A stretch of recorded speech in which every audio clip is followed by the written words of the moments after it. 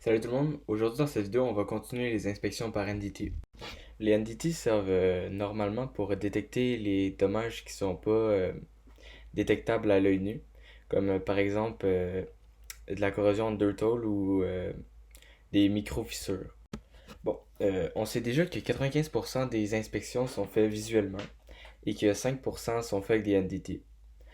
Dans les précédentes vidéos, je vous ai présenté le LPI, le MPI, puis l'ultrasonique. Puis cette semaine, je vais vous montrer l'eddy current et le X-ray. Bon, ici, on a un exemple. On a quelqu'un qui tient une bobine de fil sur la pièce qui a un trait de tissu à l'intérieur.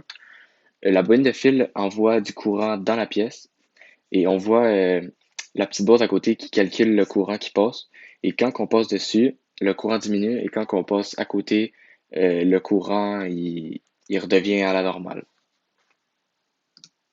Bon, ici, on a un pédalier de vélo qu'ils vont inspecter avec le eddy current. Ici, on voit qu'il y a une craque, on le voit à l'œil nu, mais avec la machine, ils vont le scanner.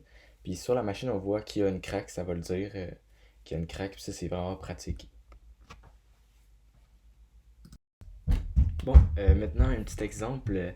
Par exemple, le Boeing 737 en 1988, le toit est arraché, mais il aurait dû avoir une inspection par eddy current pour regarder, voir s'il y avait de la corrosion.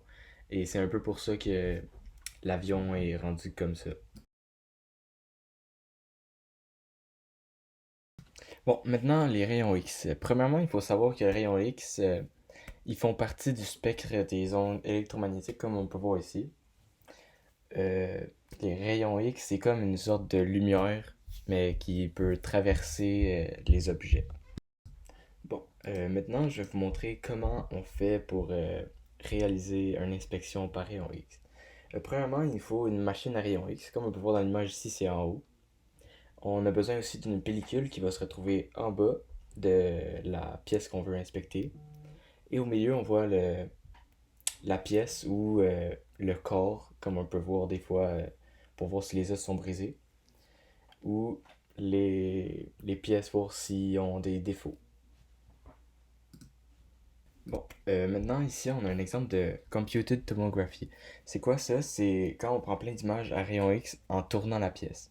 Comme je veux voir, là ça tourne, on prend une photo, ça tourne encore, on prend une photo.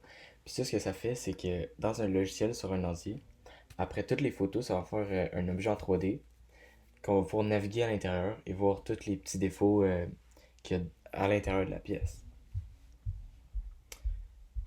Bon, comme vous pouvez voir ici, on voit déjà les petits trous à l'intérieur des bulles d'air. Mais maintenant, on les voit beaucoup plus et ça peut être vraiment très très utile pour visionner les pièces.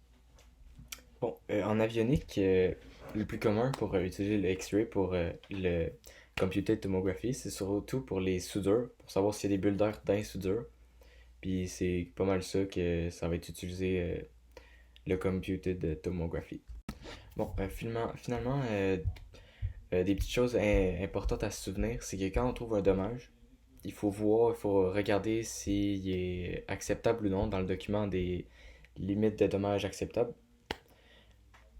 Même s'il est acceptable, on va venir faire une réparation mineure pour pas qu'il s'aggrave.